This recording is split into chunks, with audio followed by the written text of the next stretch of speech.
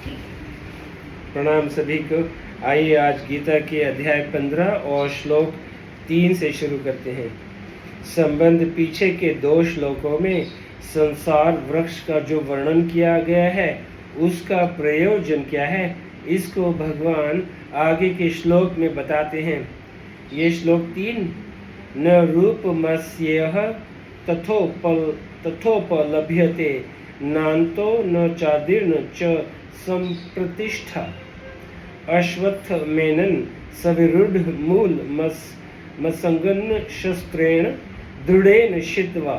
मतलब इस संसार वृक्ष का जैसा रूप देखने में आता है वैसा यहाँ विचार करने पर मिलता नहीं, क्योंकि इसका न तो आदि है और न अंत है और न ही स्थिति है।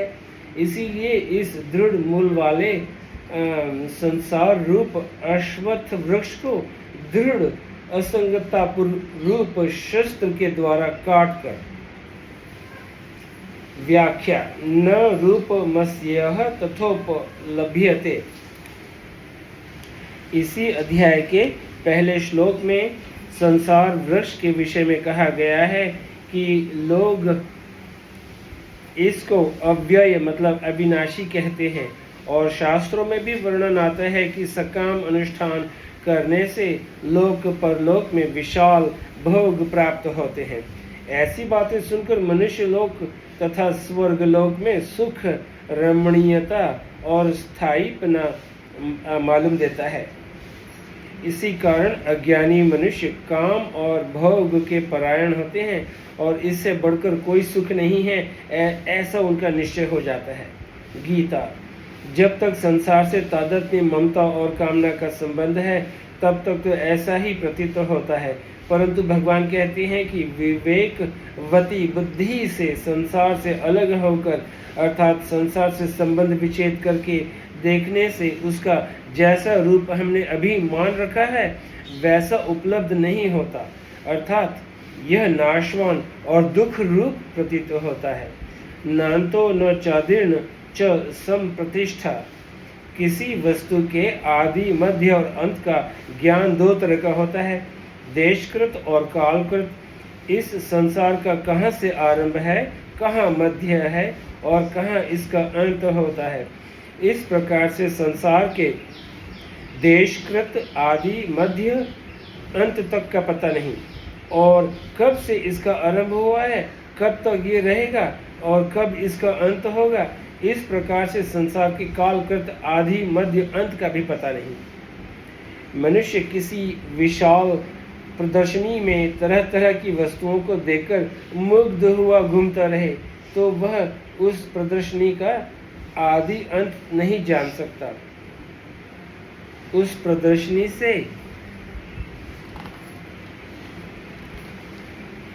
बाहर निकलने पर ही वह उसके आदि अंत को जान सकता है। इसी तरह संसार से संबंध मानकर भोगों की तरफ वृत्ति रखते हुए इस संसार का आदि अंत कभी जानने में नहीं आ सकता। मनुष्य के पास संसार के आदि अंत का पता लगाने के लिए जो साधन मतलब इंद्रियां, मन और बुद्धि हैं, वे सब संसार के ही अंश है। ये नियम है कि कार्य अपने कारण में विलीन तो हो सकता है पर उसको जान नहीं सकता। जैसे मिट्टी का घड़ा पृथ्वी को अपने भीतर नहीं ला सकता, ऐसे ही व्यष्टि इंद्रियां, मन, बुद्धि समष्टि संसार और उसके कार्यों को अपनी जानकारी में नहीं ला सकते। अतः संसार से मतलब मन, बुद्धि, इंद्रियों से भी संसार से अलग होने पर ही संसार का स्वरूप ठीक ठीक जाना जा सकता है। वास्तव में संसार की स्वतंत्र सत्ता है ही नहीं, केवल उत्पत्ति और विनाश का क्रम मात्र है। संसार का यह उत्पत्ति विनाश का प्रवाह ही स्थिति रूप से प्रतीत होता है। वास्तव में देखा जाए तो उत्पत्ति भी नहीं है, केवल नाश ही नाश है। जिसका स्वरूप एक क्षण भी स्थायी न रहता हो, ऐसे संसार की प्रतिष्ठा कैसी। संसार से अपना माना हुआ संबंध छोड़ते ही उसका अपने लिए अंत हो जाता है और अपने वास्तविक स्वरूप अथवा परमात्मा में स्थिति हो जाती है। विशेष बात, इस संसार के आदि, मध्य और अंत का पता आज तक कोई वैज्ञानिक नहीं लगा सका और नहीं लगा सकता है। संसार से संबंध रखते हुए अथवा सांसारिक भोगों को भोगते हुए संसार के आदि मध्य और अंत को ढूंढना चाहें तो कोल्हू के बैल की तरह उम्र भर घूमते रहने पर भी कुछ हाथ आने का नहीं। वास्तव में इस संसार के आदि मध्य और अंत का पता लगाने की जरूरत भी नहीं है। जरूरत संसार से अपने माने हुए संबंध विच्छेद करने का ही है। संसार अनादि शांत है या अनादि अनंत है अथवा प्रतीति मात्र है इत्यादि विषयों पर दार्शनिकों में अनेक मतभेद हैं, परंतु संसार के साथ हमारा संबंध असत्य है जिसका विच्छेद करना आवश्यक है। इस विषय पर सभी दार्शनिक एक मत है। संसार से संबंध विच्छेद करने का सुगम उपाय है संसार से प्राप्त, जो कि मन, बुद्धि, इंद्रियां, शरीर, धन, संपत्ति आदि, ठीक है, संसार से प्राप्त संपूर्ण सामग्री को अपनी और अपने लिए न मानते हुए उसको संसार की ही सेवा में लगा देना। सांसारिक स्त्री, पुत्र, मान, बड़ाई, धन, संपत्ति, आयु, निरोगता आदि कितने ही प्राप्त हो जाएं, यहाँ तक कि संसार के समस्त भोग एक ही मनुष्य को मिल जाए तो भी उनसे मनुष्य को तृप्ति नहीं हो सकती, क्योंकि जीव स्वयं अविनाशी है और सांसारिक भोग नाशवान है। नाशवान से अविनाशी कैसे तृप्त हो सकता है? अश्वत्थमेनन सुविरूढ़ मूलम। संसार को सुविरूढ़ मूलम कहने का तात्पर्य यह है कि तादात्म्य, ममता और कामना के कारण यह संसार दृढ़ मूलों वाला प्रतीत हो रहा है। व्यक्ति, पदार्थ, क्रिया आदि में राग ममता होने से सांसारिक बंधन अधिक से अधिक दृढ़ होता चला जाता है। जिन पदार्थों, व्यक्तियों में राग ममता का घनिष्ठ संबंध हो जाता है उनको मनुष्य अपना स्वरूप ही मानने लग जाता है। जैसे धन में ममता होने से उसकी प्राप्ति में मनुष्य को बड़ी प्रसन्नता होती है और मैं बड़ा धनवान हूँ ऐसा अभिमान हो जाता है। धन के नाश से वो अपना नाश मानने लग जाता है। लोभ बढ़ने से धन की प्राप्ति के लिए वो अन्याय, पाप आदि न करने लायक काम भी कर बैठता है। फिर इतना लोभ बढ़ जाता है कि उसके भीतर ये दृढ़ निश्चय हो जाता है कि झूठ, कपट, बेईमानी आदि के बिना धन कमाया ही नहीं जा सकता। उसे ये विचार ही नहीं होता कि पाप से धन कमाकर मैं यहाँ कितने दिन ठहरूंगा। पाप से कमाया धन तो शरीर के साथ यही छूट जाएगा, किंतु धन के लिए किए गए झूठ, कपट, बेईमानी, चोरी आदि पाप तो मेरे साथ जाएंगे। धनानि भूमौ पशवश्च गोष्ठे नारी गृहद्वारी सुता श्मशाने देहाश्रिताया परलोक मार्गे धूर्मानुगो गच्छति जीव एक। शरीर को छोड़ते समय धन तिजोरी में पड़ा रह जाता है, पशु जहाँ तहाँ बंधे रह जाते हैं, स्त्री घर के दरवाजे तक ही साथ दे सकती है, पुत्र शमशान तक साथ देते हैं तथा शरीर चिता तक ही साथ रहता है। उसके बाद परलोक के मार्ग में केवल धर्म ही जीव के साथ जाता है, जिससे परलोक में मेरी कितनी दुर्गति होगी आदि। इतना ही नहीं, वह दूसरों को भी प्रेरणा करने लग जाता है कि धन कमाने के लिए पाप करने में कोई खराबी नहीं, ये तो व्यापार है, इसमें झूठ बोलना, ठगना आदि सब उचित है इत्यादि। इस दुर्भाव का होना ही तादात्म्य, ममता और कामना रूप मूलों का दृढ़ होना है। इस प्रकार के दूषित भावों के दृढ़ मूल होने से मनुष्य वैसा ही बन जाता है। गीता। ये तादात्म्य, ममता और कामना रूप मूल अंतकरण में इतनी दृढ़ता से जमे हुए हैं कि पढ़ने, सुनने तथा विचार विवेचन करने पर भी सर्वथा नष्ट नहीं होते। साधक प्राय ये कहा करते हैं कि सत्संग चर्चा सुनते समय तो इन दोषों के त्याग की बात अच्छी और सुगम लगती है, परंतु व्यवहार में आने पर ऐसा नहीं होता। इनको छोड़ना तो चाहते हैं पर ये छूटते नहीं। इन दोषों के न छूटने में खास कारण है सांसारिक सुख लेने की इच्छा। साधक से भूल यह होती है कि वह सांसारिक सुख भी लेना चाहता है और साथ ही दोषों से भी बचना चाहता है। जैसे लोभी व्यक्ति विषयुक्त लड्डुओं की मिठास को भी लेना चाहे और साथ ही विष से भी बचना चाहे, ऐसा कभी संभव नहीं है। संसार से कभी कृष्ण मात्र भी सुख की आशा न रखने पर इसका दृढ़ मूल स्वतः नष्ट हो जाता है। दूसरी बात यह है कि तादात्म्य, ममता और कामना का मिटना बहुत कठिन है। साधक की यह मान्यता ही इन दोषों को मिटाने नहीं देती। वास्तव में तो ये स्वतः मिट रहे हैं। किसी भी मनुष्य में ये दोष सदा नहीं रहते, उत्पन्न और नष्ट होते रहते हैं, किंतु अपनी मान्यता के कारण ये स्थायी दिखते हैं। अतः साधक को चाहिए कि वो इन दोषों के मिटाने को कभी कठिन न माने। असंगन शस्त्रेण दृढ़ेन शित्वा। भगवान कहते हैं कि यद्यपि इस संसार वृक्ष के अवान्तर मूल बड़े हुए बहुत दृढ़ हैं, फिर भी इनको दृढ़ असंगता रूप शस्त्र के द्वारा काटा जा सकता है। किसी भी स्थान, व्यक्ति, वस्तु, परिस्थिति आदि के प्रति मन में आकर्षण, सुख बुद्धि का होना और उनके संबंध से अपने आप को बड़ा तथा सुखी मानना, पदार्थों के प्राप्त होने अथवा संग्रह होने पर प्रसन्न होना, यही संगन कहलाता है।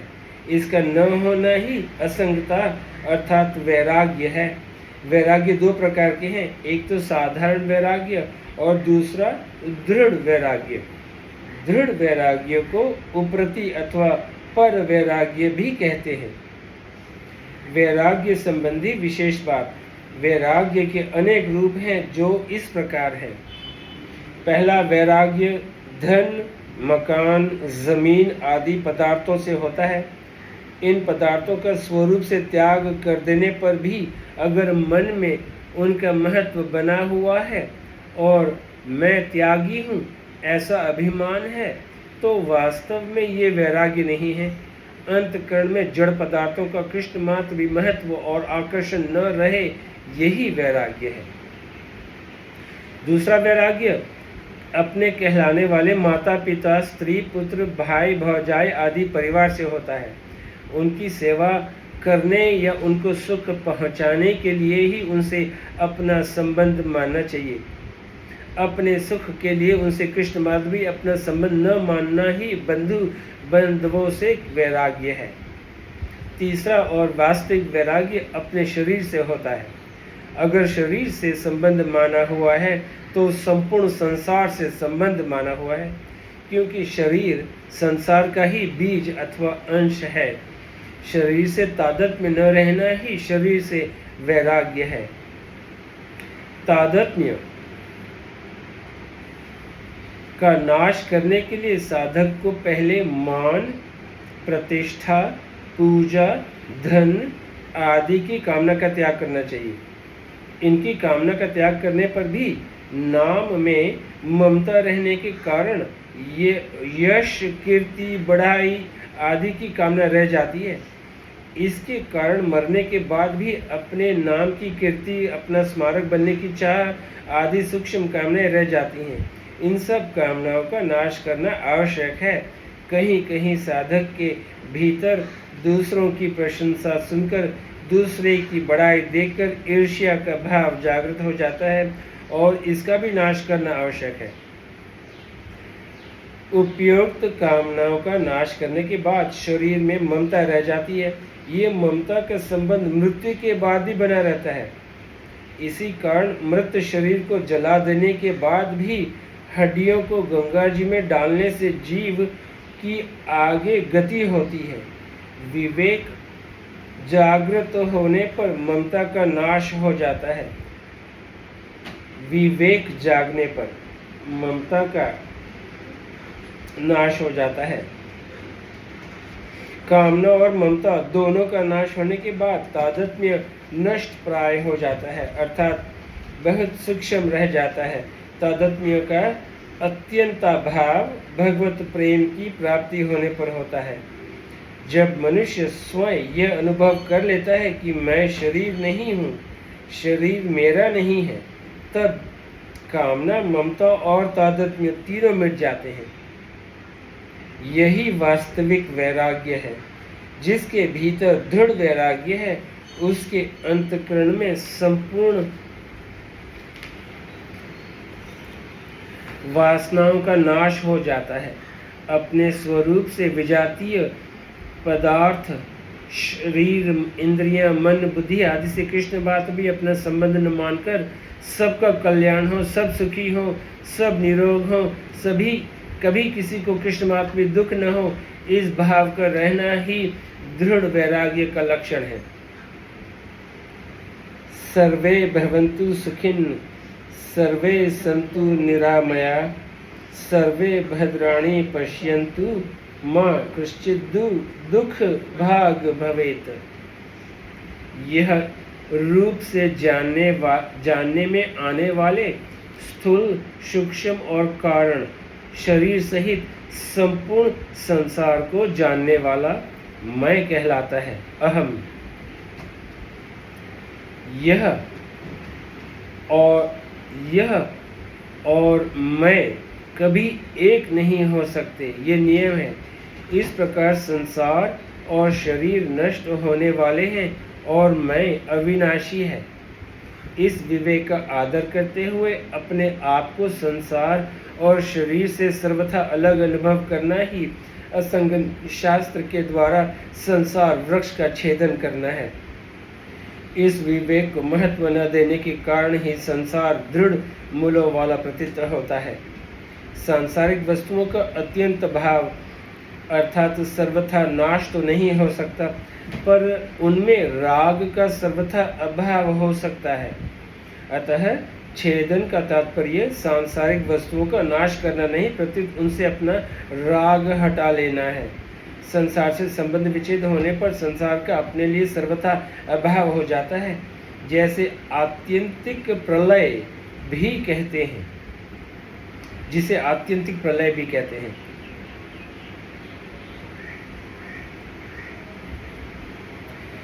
जो हमारा स्वरूप नहीं है तथा जिसके साथ हमारा वास्तविक संबंध नहीं है, उसी का त्याग होता है। हम स्वरूपत चेतन और अविनाशी हैं, एवं संसार जड़ और विनाशी है। अतः संसार से हमारा संबंध अवास्तविक और भूल से माना हुआ है। स्वरूप से हम संसार से असंगन ही हैं।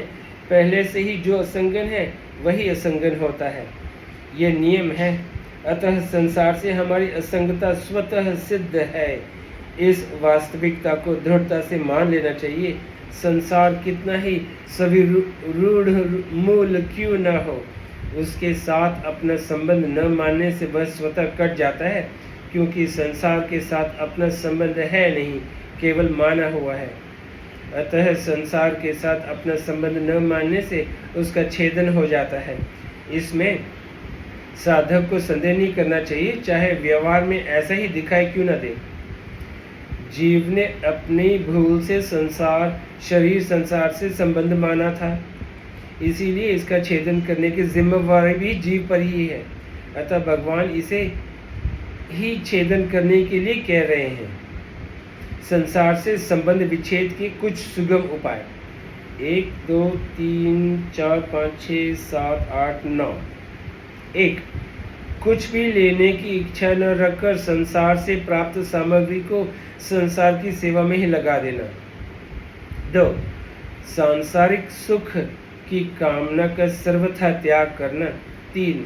संसार के आश्रय का सर्वथा त्याग करना। 4. शरीर संसार से मैं और मेरापन को बिल्कुल हटा लेना। 5. मैं भगवान का हूँ, भगवान मेरे हैं, इस वास्तविकता पर दृढ़ता से डटे रहना। 6. मुझे एक परमात्मा की तरफ ही चलना है, ऐसा दृढ़ निश्चय का होना। 7. शास्त्र विहित अपने अपने कर्तव्य कर्मों का तत्परता पूर्वक पालन करना। 8. बचपन में शरीर, पदार्थ, परिस्थिति, विज्ञा, सामर्थ्य आदि जैसे थे वैसे अब नहीं हैं। अर्थात वे सबके सब बदल गए, पर मैं स्वयं वही हूँ, बदला नहीं। अपने इस अनुभव को महत्व देना। और 9, संसार से माने हुए संबंध का सद्भाव मिटाना। धर्म ते विरति, जोग ते ज्ञान, मोक्ष प्रद वेद बखाना। आइए आज यहीं पे समाप्त करता हूँ, फिर कल श्लोक 4 से शुरू करेंगे। शुक्रिया, नमस्ते।